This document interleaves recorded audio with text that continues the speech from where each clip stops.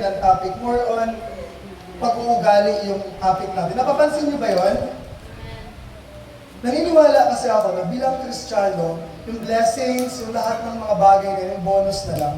Pero bilang Kristiyano, dapat ma-build yung character, yung attitude natin. Kasi yung kayamanan, yung blessing na uubos, na nawawala, yung kalusugan natin, natatapos, pero yung character natin, yung attitude natin, yun yung magmamatter everyday sa buhay natin bilang Kristiyano. Kaya, pinapapansin nyo, yung tugma ng mga topic natin ay more on pag-uugali, pagbabago. Kasi naniniwala ako na bilang Kristiyano, kailangan yung buhay natin, yung attitude natin, yung ginagawa natin, yung pag-uugali natin, kailangan yun yung unang mabago. Kasi kapag hindi nabago yung pag-uugali mo, kahit anong blessing yung dumating sa'yo, ganyan ka pa rin. Naintindihan nyo? Kahit anong iparanas ng Panginoon sa buhay nyo, maayos na buhay, maayos ang lahat, pero kung karakter mo, ganyan ka pa rin, walang mangyayari sa atin. Kaya pastor, parang pagka kayo yung speaker, parang lagi ganito, pagbabago, ganyan. Kasi naniniwala ako na kailangan natin baguhin yung pag-uugali natin, yung mga reaksyon natin, kung paano tayo utusan, paano tayo makinig, paano tayo magpatawad, lahat ng yun. Kasi i-build yung character natin. Ang hirap kayo baguhin ng pag-uugali. Sino na din yung nag-try magbago ng ugali niya, pero one week lang, balik na naman sa dati. Ay, magbabago na talaga ako. Ayaw ko na yan. Kung ayaw na, kaya ng one day, napagdaanan ng one day, ayoko na yan, hindi na ako order ng mga yan. Ayoko na talaga. Lagi na lang ako na-scam, gastos. Pero yun, may nag-scroll, may nakita na naman, ay, na naman. Diba? Pag hindi na ako magmumura. Pagkasunod na araw, nakakapigil pa ng bibig, no? Sa mga susunod na araw, diba? Nagulat ka, lumabas na sa bibig mo. Kasi, kadalasan, no, bilang Kristiyano, hindi natin tinitignan na yung Diyos gustong baguhin yung buhay, yung ikaw, yung karakter mo, yung pag-uugali mo. Yun yung unang binabago ng Diyos sa atin, kaya tayo naligtas. Yun din yung magpapatunay na nananampalataya ka na sa Diyos kasi nagbago na yung karakter mo. Kaya nga, born again tayo. Born again Christian. Kung baga, yung dating ikaw, hindi ka na yan. Yung dating ikaw, hindi na yan yung ngayon sa buhay mo, na bago na. Di ba? So, nakarang Sunday, ano yung topic natin? Pamumuhay bilang alaaway? Ano, pamumuhay bilang? Ano? Yan ang sinasabi ko. Pamit ka lang. Pamumuhay bilang Kristiyano. Di ba? Pamumuhay bilang Kristiyano. Di ba? So, ngayon naman, laging una talaga ang tanong na to, kumusta? Di ba? Kumusta tayo bilang kapwa? Sino nakakalam ng kapwa?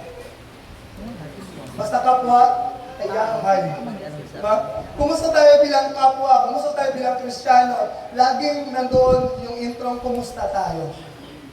Kasi minsan, walang nangungumusta sa atin kaya hindi natin alam na medyo sumasablay na pala tayo sa part nito ng ating buhay.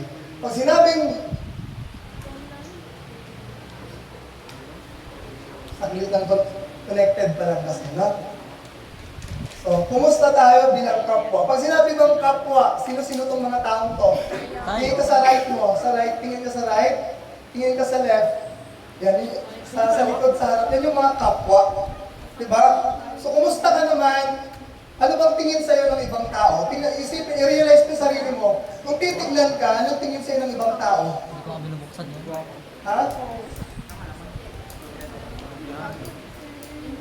Isipin natin kung halimbawa, nakikita mo yung sarili mo ngayon, ano kaya iniisip ng ibang tao patungkol sa'yo kung nakikita ka? Ano sa tingin nyo?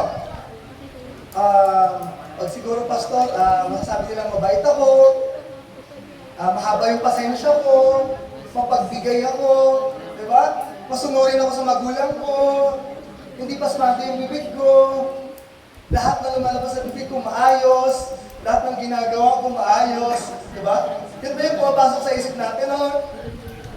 Or minsan pumapasok, pastor, kanina may nasigawan ako. na pastor, kanina may nasabihan ako ganito, may nagawa akong ganyan. So, pag sinabing kumusta, nakikita natin yung buhay natin kung ano. And, pag sinabing kapwa, tatlong bagay yung papasok dyan. Pag sinabing kapwa, pwedeng relatives, kamag-anak, basta connection sa pamilya ninyo, pwedeng friends. Sa friends naman, pwedeng close friend, best friend, and stranger, ito yung hindi mo makakilala. Diba? So sa tatlong bagay na yan, sa kapwa na yan, kumusta tayo sa pamilya natin, between sa magkakapatid, magpipinsan, auntie, lolo't lola, sa mga friends, sa mga close friends natin. Kasi minsan, as Christian, namumuhay tayo dun sa mga connected lang sa atin na tao. Sa mga relatives natin, kung sino na yung ka-close natin, yun lang naman yung tinutulungan natin, yun lang yung kausap natin. Sa mga kaibigan natin, kung sino yung pinaka-close natin na kaibigan, sila lang yung kabanding natin lagi, sila lang yung ka-share natin ng mga bagay-bagay. And sa stranger naman, kung sino yung lagi mo nakikita, yun lang din yung may pakialam ka. Diba? Ay, ano ba yung mga sa kamag-anak? Ay, ako minsan lang naman yung sila mag-chat kapag may kailangan. Diba? Ay, naku. Diba? So, parang iniisip natin, na kapag kinausap tayo ng mga tao, hindi natin lagi nakakausap, may kailangan lang sila sa atin. Kasi hindi natin sila lagi nakakausap. Pero, may mga tungkulin sa kapwa.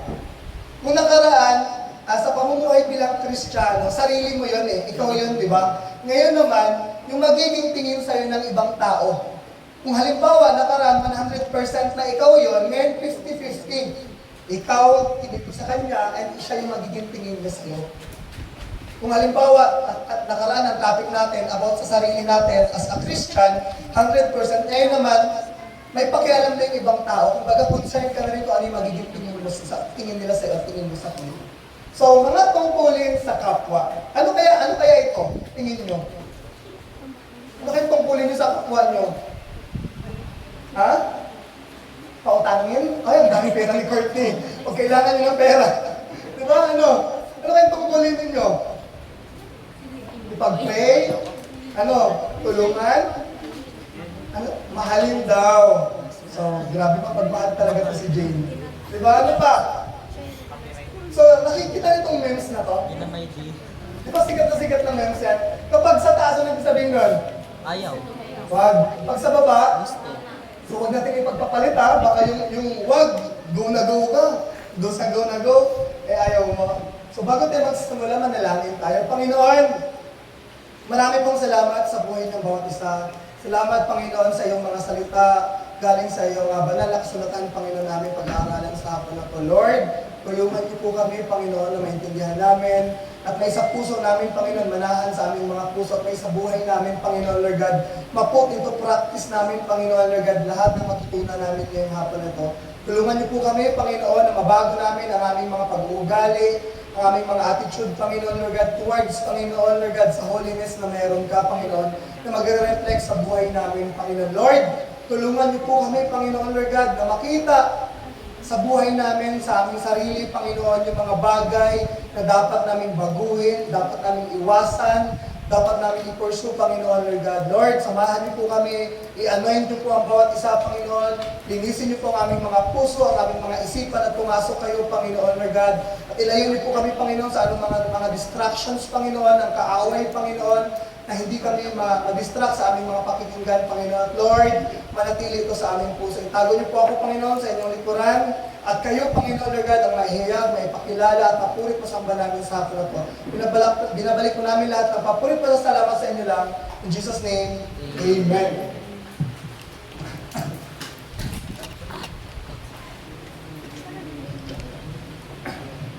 Pagka napiyok ako, tapos may tumawa, siya na lang magtuloy ng mensahe ha. Usapan ha. So, game. So sabi sa Romans 13 verse 8, huwag kayong magkaroon ng sagutin kanino man. Dito ligawan ha, sagutin ha.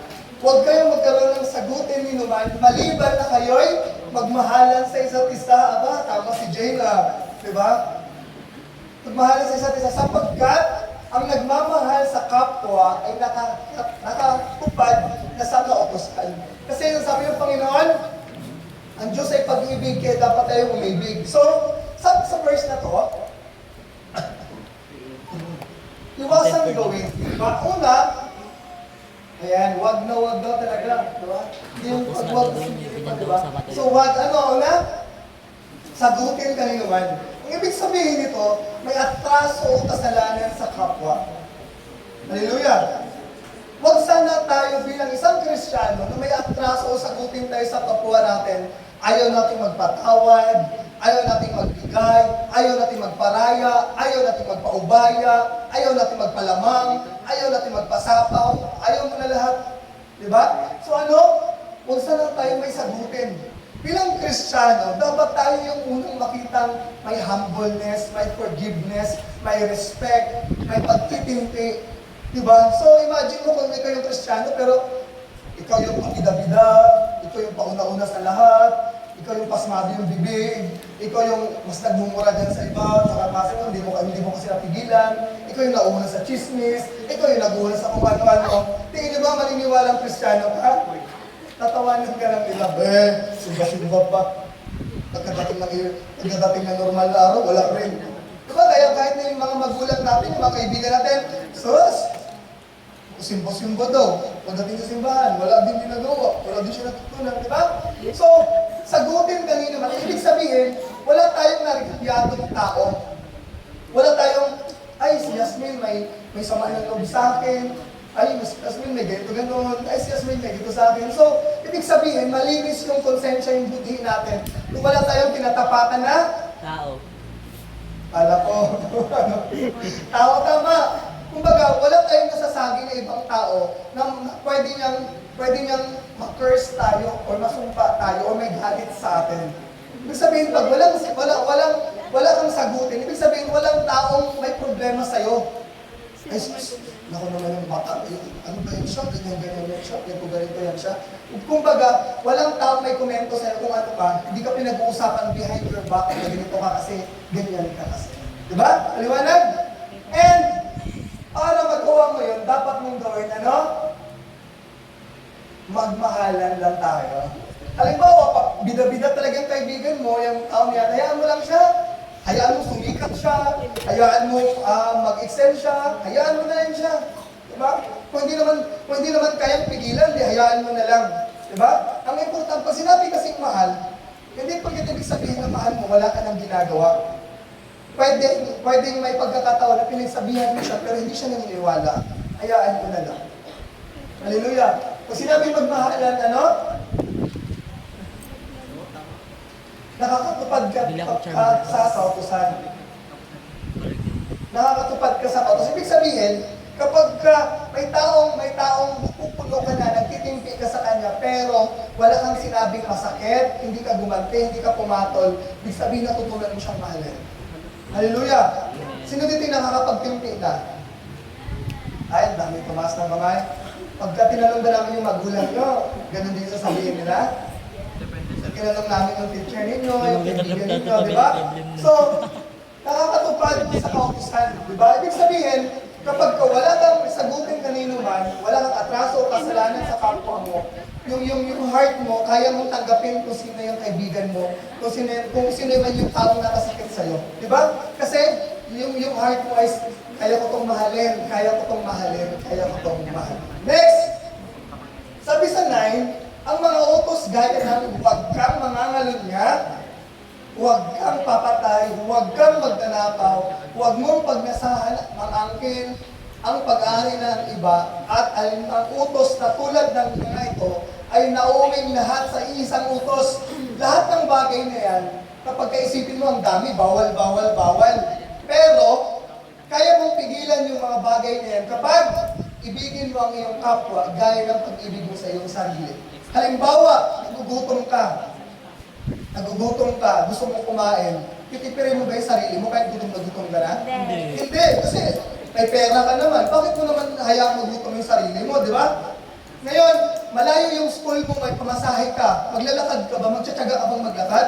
Bakit ka maglalakad? Binigyan ka na ng pamasahe. Putok na putok yung makeup mo, tapos papawisan ka lang pagdating sa school. Bagong ligo ka, nakasansal ka pa, di ba? Tapos pagdating ng school, patak na batak ka sa pawis kasi ang init, naglakad ka. Hindi. Kasi alam mo yung sarili mo na gusto ko mag-look fresh pa rin ako pagdating sa school kaysa sakay ako, di ba? Imagine mo, naglalakad ka, bigla ka nabugahan ng usok ng jeep, di ba? Diba? Bagong ligo ka, baka umuwi ka kaagad, di ba? Pero gusto mo maayos ang sarili mo kasi nga, mahal mo yung sarili mo. Imagine mo yung damit mo, kaya nga bumibili tayo ng bagong damit kasi pagka medyo butas-butas na, luma-luma na, naibahan ka ng suotin, di ba? Kasi baka pagtawanan ka, laitin ka, pakiramdam mo, gusto mong makita yung sarili mo na maputi, maayos. Di ba? Kasi mahal mo yan. Kaya, ayaw mong pagnakawan yung sarili mo, di ba? Ayaw mong patayin sa gutom yung sarili mo, ayaw mong patayin sa pagod, ayaw mong gusto mo yung sarili mo laging malakas, malusog, inalagaan mo kasi para maging maayos. Diba? So, ganun din dapat yung ginagawa natin sa iba. Kasi nga, iniibig mo ang iyong kapwa, gaya ng pag-ibig mo sa iyong sarili. Diba? Kung may isang burger ka, hindi mo hayaan yung katabi mo, maglalaway lang, tapos uubusin mo yung burger. Kailangan hatiin mo sa kanya. Diba? Diba? Ganun. So, mahalin natin. Ano pa? Iwasan ilupin. Diba? So, lahat ng yun, lumiit siya ako kasi dami pa lang may problema ito. Dami pa lang may problema ito, kaya na-stress siguro siya. Huwag mangangulo niya, huwag papatay, huwag magnanakaw, huwag nanasang mang-angkin ng pag-aari ng iba. And, kung himay-himay natin yung mga bagay na yan, ito yan. Ano yung pangangalon niya? Kabit. Kabit? Kabit? Yung kabit-kabit na lang. Pangangalon Pangangalon niya, or Sa kabilang bahay. English, ano yung English ng pangangalon niya? Ano niya nga? Adultery or adulterer. Do, sabi dito, ang pangangalon niya, to be unfaithful. Lahat na dito, faithful kay Lord? Yes. Diba? Faithful to one's spouse or practice concubinage. Concubine. Time's up. Concubine. Ano yung spouse? Asawa, di ba? Kaya kahit na, kasi tayo may mga love life dito, ayaw mag-amin. Di ba? Pag may mga love life tayo, ayaw naman natin na may third party, di ba? Kahit mag-jowa pa lang. Much more kapag mag-asawa na, di ba? So, to be faithful sa asawa or to practice concubinage. Ano ba yung concubinage na yan? Yung kinakain na vegetable? Ay, Lalaki yung nangaluwa. Pwede. Ay, ito tayo. Pero pwede rin yung babae nagkanan. Bawal. Oo nga. Pero kapag concubinage, isa na lang siya na pwede both sides nagloko. Red flag pala. Diba? So sa panahon natin ngayon, kasi noong unang panahon, kadalasan lalaki yung nagluloko talaga. Kumbaga parang sobrang stand up na babae yung nagluloko. Ano ba tong cucumber na to? Ibit. Pipim. Cucumber. Cucumber.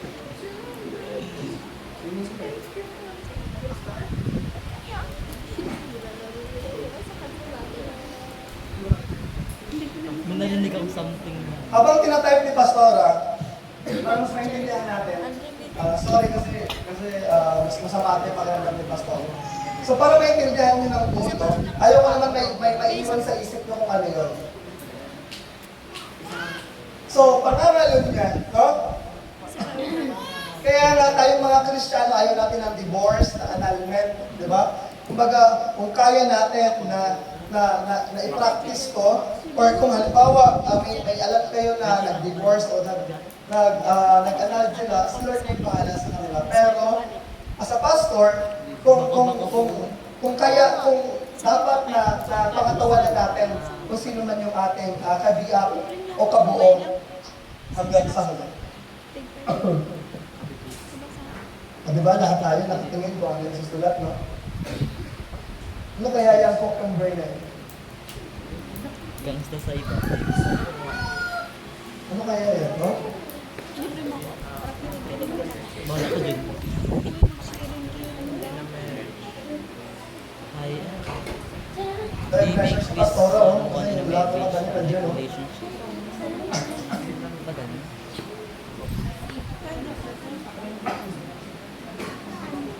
What are the type mix? Taas ng play naman yung baby na yun. Ito ba sila?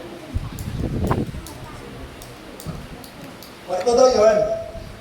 So, concubinage, living with someone in a marriage-like relationship without being legally married. Yun yung ibig sabihin yan. Ibig sabihin, muntik na silang parang kasal, pero hindi pa kasal. Diba? Kumbaga, sabi nila, mag-live-in daw muna para makilala yung isa't isa. Diba? Eh bakit ito binubuksan sa inyo? Kasi kahit na mga high school, pwede na kayong, lalo na yung mga nagbo-boarding house, di ba? Lagi nagkikita, lagi nagsasama, di ba? So, hindi na kayo mga bata na parang mga, ay, ayaw ko po na yung pastor, medyo kaiba yung topic na yan. Di ba? So, kailangan natin minsan pag-usapan itong mga bagay na to para alam nyo kung ano yung limitation ninyo, yung mga limitation sa relationship na meron kayo. So, concubinage, living with someone in a marriage life, parang kasal na sila. Kasi isa sila ng bahay, isa sila ng without living legally married. Kumbaga, kasal na lang ang kulang, papel na lang ang kulang. Diba? So, lahat ng hindi kasal, kailangan nila magpakasal para maging legally married sila. Mawala sa kanila tong concubinage na partner. Maliwanag ba? Diba? So, ano pa yung next? Pagpatay. Killer. Pagpatay, kahit sa isip lamang. So, minsan, literal na hindi natin napapatay na talagang patay yung tao. Pero sa isip natin, grabe na natin isipin kung paano siya, ano mangyayari sa kanila. Next, ano pa? Libre mo ko. Pagnanakaw. Ano mang bagay na kinuha ng walang paalam o pasabi. Minsan kasi, sa pamilya natin, kapag kumuha ka ng bariya doon sa bulsa ng nanay mo, okay lang. Na parang, ay, okay lang, si mama naman yan, di ba? Okay lang kasi 20 lang naman yan, si mama, wallet naman ni mama yun, wallet naman ni papa yun. Pero consider sa as pagnanakaw. Di ba? Ano mang bagay na kinuha mo na walang paalam o walang pasabi, pagnanakaw yun. Halimbawa, si Eljan, paputawin siya, sabi ng nanay niya, bumili kayo ng daan ka ng gulay, kuha ka ng malunggay. Bili ka sa palengke ng malunggay. Ngayon, dumaan si Eljan dito, nakita niyo yung malunggay dyan sa gilid. Pumitas ka agad siya. Yung wala nang nakakita, sa labas mo ng bakod, nila yan. Dating sa bahay, dinala niya. Nagnakaw pa si Eljan? Hindi daw, nagpaalam naman daw siya sa puno. Diba? So, lahat po ng bagay na kinuha natin na walang pasabi, pagnanakaw ngayon. Akala kasi natin, pag sinabing magnanakaw, yun yung kaban-kaban sa bayan, yung bahay nyo, pinasok na magnanakaw, pinuha yung cellphone, pinuha yung laptop, kasama yung charger, di ba? Pagnanakaw, di ba? So, lahat po ng bagay na kinuha mo na walang paalam, yun ay pagnanakaw. Kahit na sinabi mo, binalik mo yon, kinuha mo na walang paalam, consider pa rin siya as pagnanakaw. Hallelujah! Ano ba? Pagnanasang mangangkin ang pag-aari ng iba, or huwag makialam ng mga bagay na hindi sa atin. Kapag may bagay na hindi naman sa'yo, pag pinakialaman mo, nagkakaroon ka ng pagnanasa doon sa bagay na yun. Diba? Maaaring yung isip mo minsan na parang, ay gusto ko magkaroon ng ganyan, gusto ko magkaroon ng ganito. Pero once na pinakialaman mo yun, ibig sabihin nagnanasa ka na doon sa bagay na yun. Kaya minsan, napupunta na siya sa pagnanakaw, pagkakasala. Diba? So, lahat ng bagay na to, nagsisimula sa maliit na part, maliit sa pitas-pitas dyan, may puno ng seresas o may puno ng bayabas na sa nadaanan nyo, kukuha na lang kayo, para nag-aasaran kayo magkaibigan, pero kamoy na hinayaan lang yung sarili natin na hindi tayo nagpapaalam, pwede ka naman magtao po sa bahay, maghingi ka, kung hindi ka bigyan, di umalis ka na lang, pero malay mo, bibigyan ka. So, lahat ng mga bagay na yun, pinikonsider nyo as pagnanakaw, as mali. Kumbaga, tayo as a Christian, tayo dapat ay disiplinado. Tayo dapat ay oriented. Tayo dapat ay nakikitaan tayo ng respect sa bawat isa sa atin. Tayo yung role model lagi. Tayo yung magandang ehemplo lagi. Di ba? Kahit nasa simpleng yung balat ng biscuit, ay yung balat ng candy nyo sa bulsa ninyo. Kakain ka ng candy, tapos pasimple kang ilag-ilag na lang kasi ayaw mo may dumi sa bulsa mo. Parang ang bigat ba ng isang balat ng candy na ayaw mo ilagay sa bulsa mo? Maliit siya na bagay, pero kapag na-practice natin as Christian, malaking bagay yun. Malaking tulong yun sa atin. Kahit maliit na bagay yun, disiplina yun sa atin. Hallelujah! Yung mga pag kumain kayo, yung mga naiwan nyo dyan, ilalagay nyo lang sa upuan. Kahit na hindi kayo yung naghugas, pero nilagay nyo doon sa mga maduming part, ay maduming mga lalagayan doon. Hinalo nyo doon. Ibig sabihin, may counterpart kayo, ay, kinainan ko itong iiwan dito sa upuan kasi baka sila pastor kayo magligpit, sila pastor kayo, kapag nagtapon sa basurahan, pag tinapon nyo, parang kayo nagbabasketball, salit na i-shoot na lang doon, nagkakalat pa yan. So, respect, discipline. As a Christian, dapat makita sa atin yun. Hallelujah. Tayo yung laging role model sa lahat ng bagay. Next.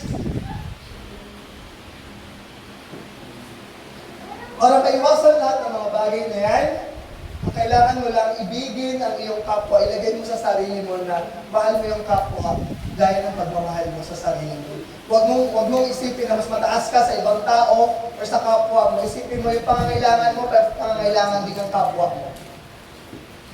Next, sabi sa 10, ang umiibig ay hindi gumagawa ng masama kanino man. Kaya ang pag-ibig ang katparan ng kautusan. Paulit-ulit, pag-ibig, pag-ibig, pag-ibig. Kaya nga, ang pag-ibig ang pag-asa. Diba?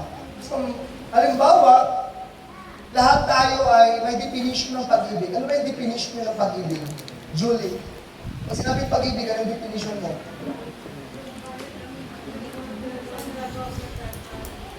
Pinagpagod dahil mahal mo yun. Ikaw, Hermie, anong definition mo ng pag-ibig? Ay, hindi ko pa umibig, Pastor. Pag-ibig sa magulang, pag-ibig. Diba?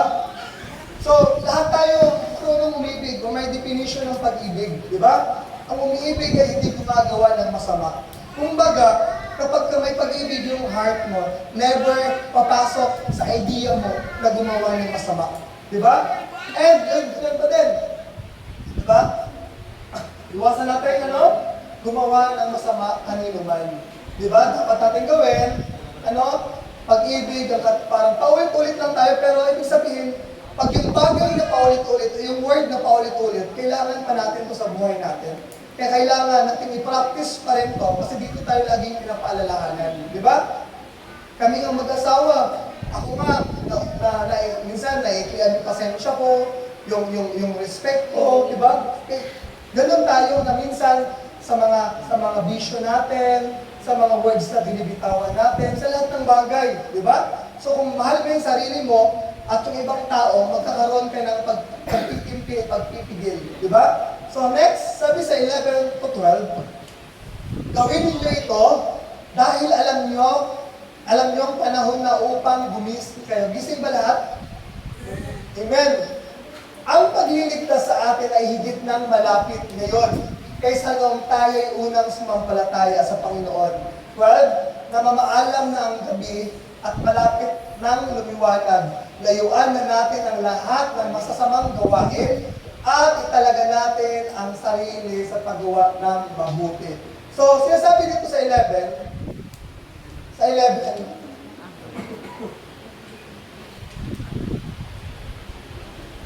sinasabi dito sa 11 na dapat dahil malapit nang dumating ang Diyos, kumbaga parang gawin mo na yung mga naunang bagay na sinabi kasi malapit nang dumating ang Diyos.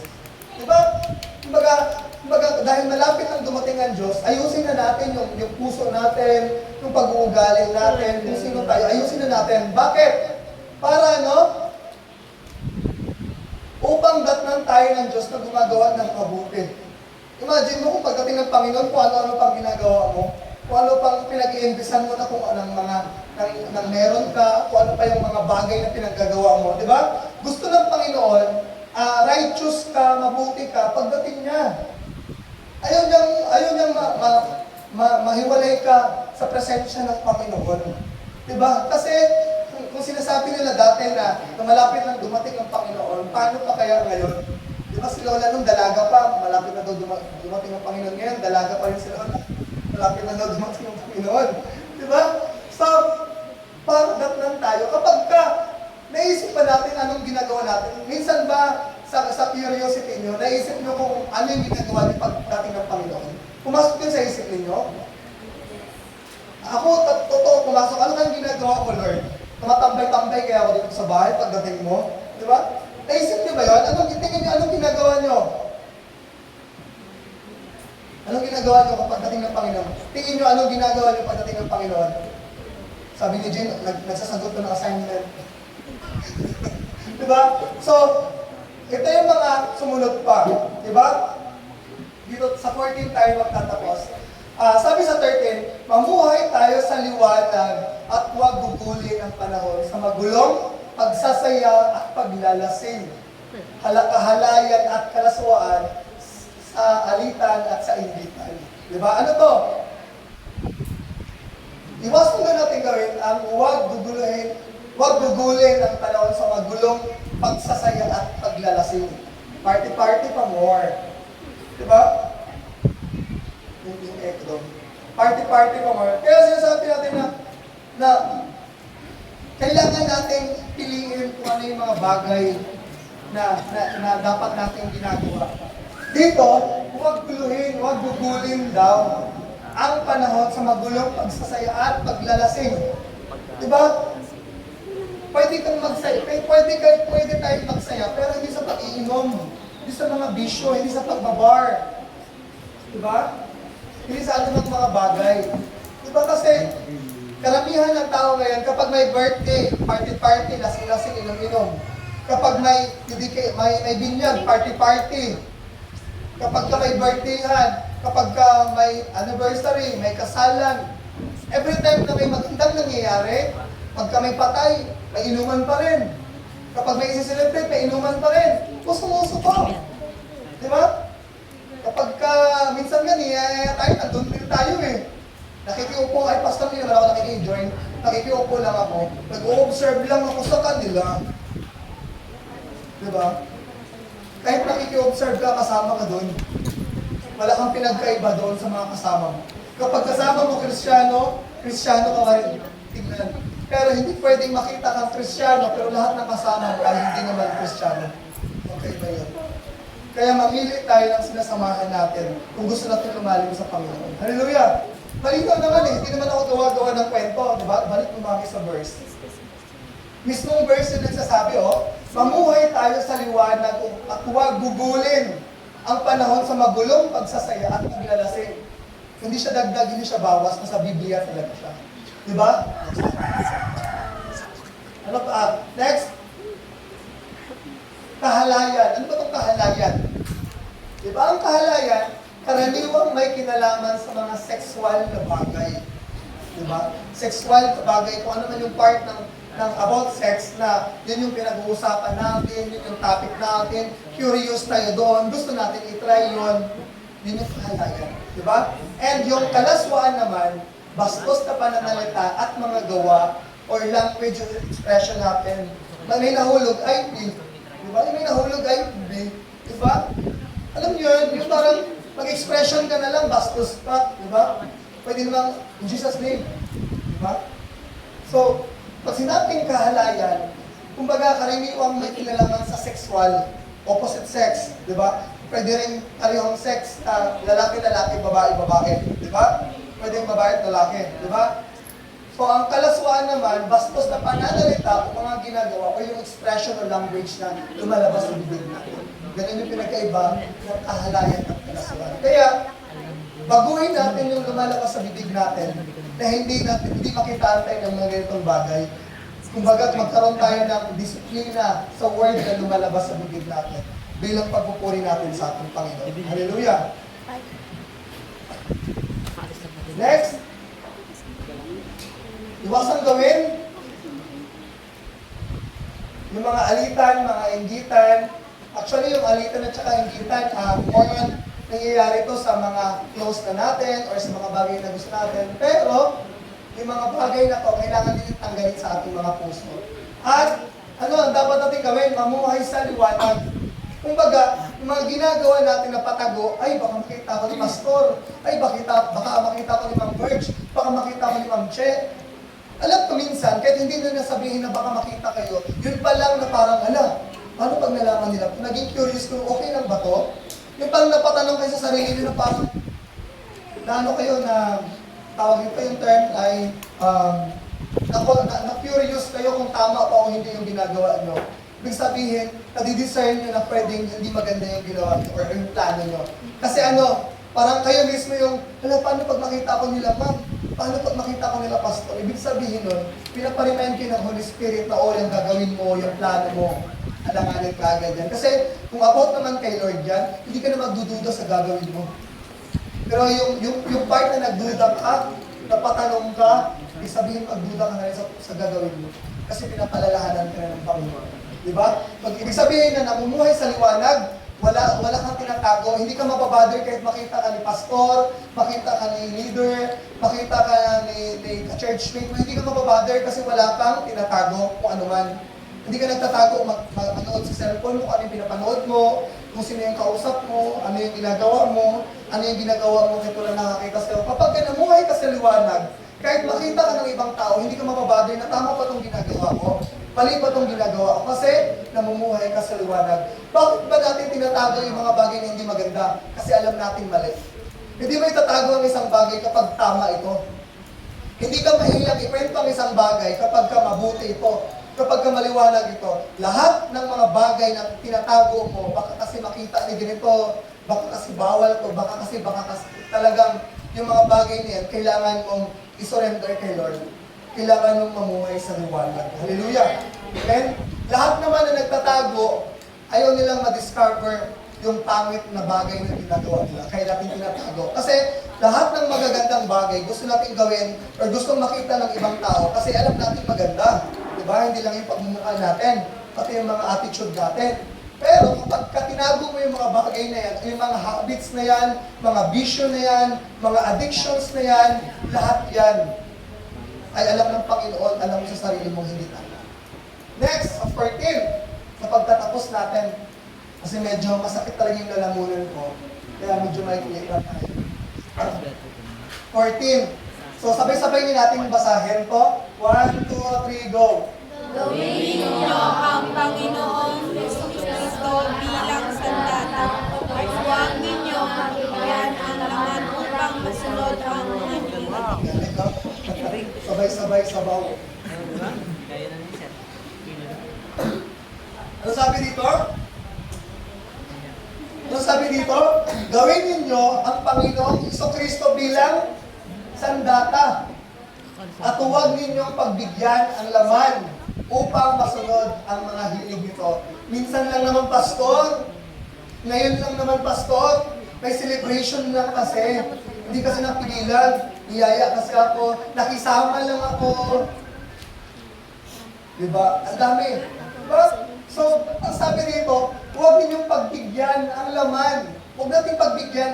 Ay, minsan lang naman to, pastor, pero hindi naman ako umiinom, hindi na ako nagsusugal, hindi na ako tamad sa school, hindi na ako pala sagot, hindi na ako pala mura. Pero yung minsan na yon, pag pinagsama-sama-sama mo yun, walang pinagbago sa dating ikaw. Kaya, pag sinabing huwag niyong pagbigyan ng laman, kahit anong entry point, halimbawa, kung ayaw natin may makapasok dito sa loob ng church, kailangan natin isirado yung gate. Ngayon, kapag may bukas na bintana dito, pwede pa rin dyan lumabas o pumasok.